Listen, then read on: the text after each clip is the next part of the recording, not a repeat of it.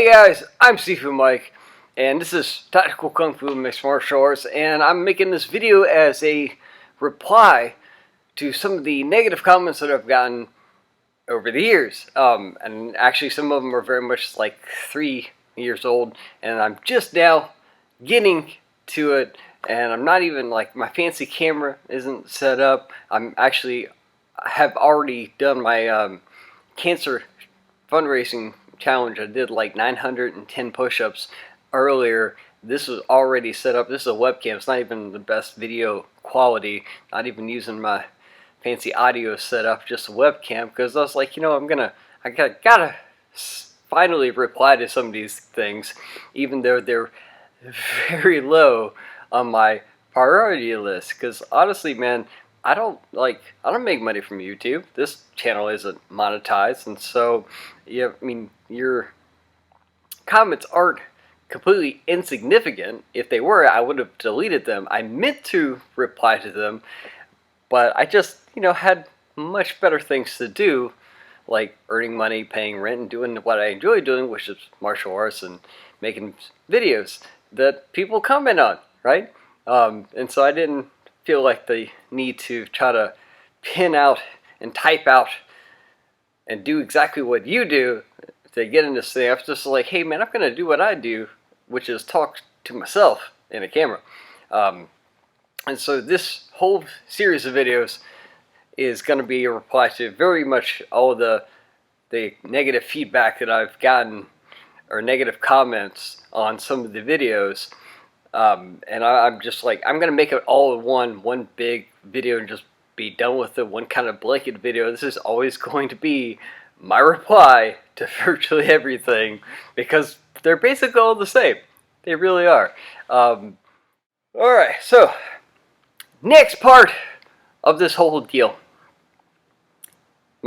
is resume. My resume versus your resume. So I want you to, it's a little game, little test, some self-assessment that I'd like you to do before you go leaving negative comments. You can kind of do this with a lot of things, actually.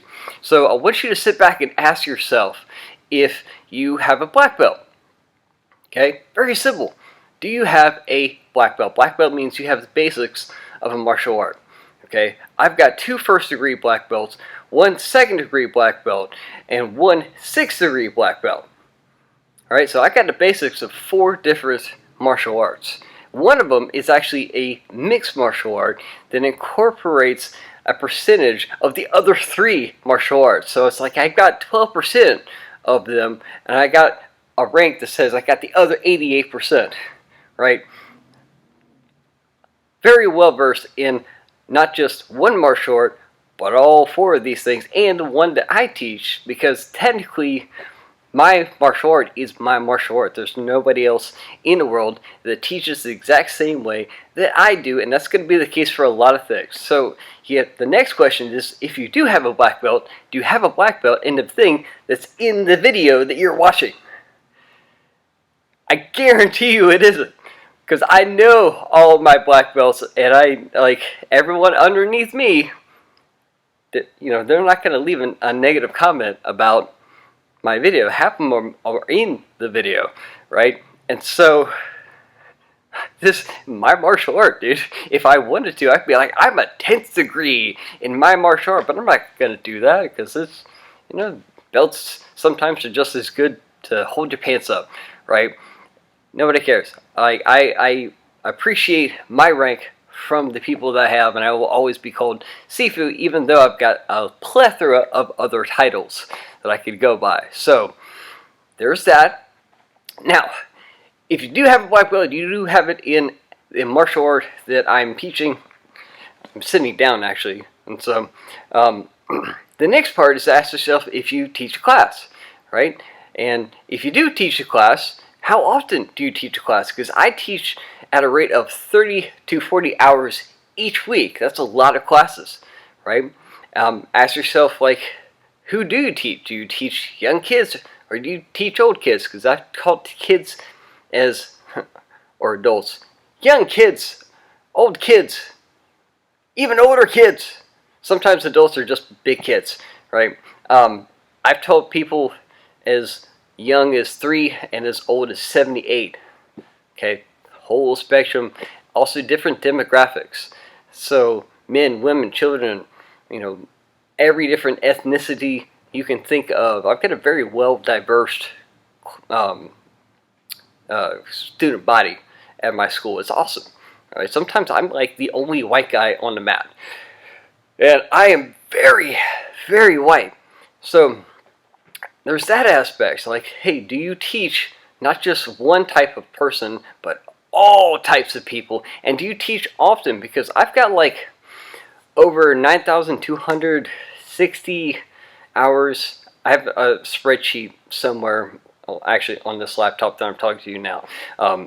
It tracks all of that. All right, Malcolm Gladwell says you need 10,000 hours to actually be a master at something. I'm almost there. I'm less than 800 hours away from being a master in just teaching. That's not including doing martial arts. That's just teaching martial arts and accurately conveying that information to another human being. That's a totally different skill. Okay, totally different skill. I'm not going to go into the difference between like just doing and punching and kicking versus actually telling people how to punch and kick. Right? That's other videos. Okay? I've been doing this a very, very long time. I know how to teach. That's my thing, right? I can teach. So I've been doing this, like, I think it comes out to over 4 hours a week for longer than I've been alive. It's just a lot of time in a very condensed amount of time. This is all I do. This is my day job. It's my only source of income for 2 sets of bills. All right. That's how good I am at teaching martial arts. This is all I have to do. Okay? I don't have any other side hustles going on. Now, after you ascertain whether or not you can like teach classes and stuff, ask yourself if you taught an entire curriculum, because I have also created 2 curriculums. Like, we're talking like belt rankings, okay, and different levels.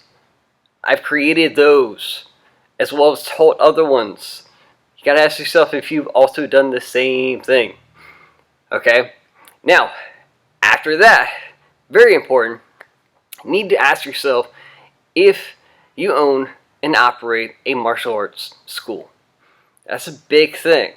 Okay, knowing the business side of the actual martial arts component, right? Not just being a silent owner. I own a place, I run the place, I teach almost all the classes, 26 out of 29 classes, plus all the private lessons I teach, right? The other guy, he teaches 3 classes. He's a grandmaster, 10th degree in Tracy Kempo and modern Arnis.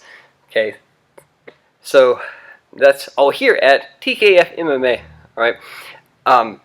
I do everything. I do the bookkeeping, I do the marketing, sales, everything, all of that. Okay, that gives an entirely different perspective, because 9 times out of 10, what's considered to be a really good teaching practice is actually a really good business practice, because it's not good for the student who is learning. So I tend to not do that because I understand both. Been doing both. I went to school for economics, man. That's money. Understanding how to pay bills and stuff like that, and understanding where it comes from and the situation and the context. That's a huge thing. Okay, been doing that. I've been full-time owner of my business since 2016. I've been a part-time owner in that business, I think, since 2013. I've been a sole owner since 2018. I've been doing this for a very long time. Long time. So, you have my resume, and now you take your resume, and I want you to picture something. If we are in a court of law, and the judge wants expert testimony on some martial art technique somewhere, honestly, be real with yourself. You think, based on just the resumes, would they pick yours? Or would they pick mine? Like, seriously.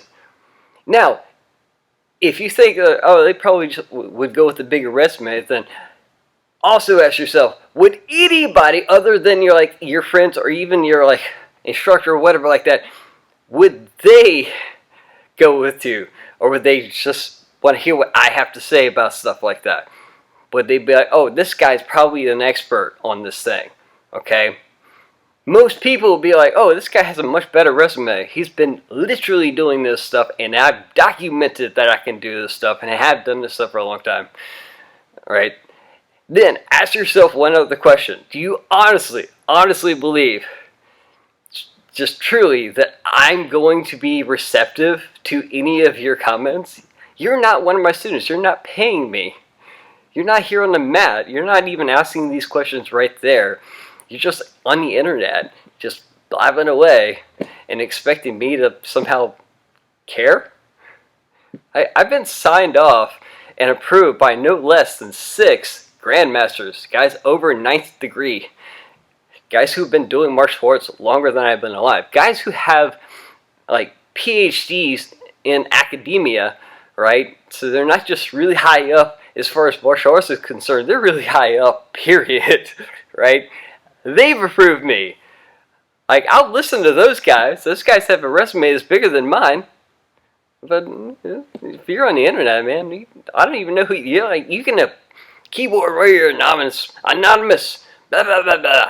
And I understand some of you guys might very well be 12, and so I'm trying to keep this nice and like PC and stuff like that. Later on, I will most likely like let the Irishman go and just cuss up a storm, because there is some people that I want to address that piss me off royally. Okay, so understand like the context and everything of like who you're talking to when you comment on a video, and this applies for so many other things. I mean, you can't honestly expect yourself to be an expert in a thing you've never done before. You know, that's like saying, oh, I know how to make ice cream, so I'm probably the best neurosurgeon around. It makes no sense. No sense whatsoever.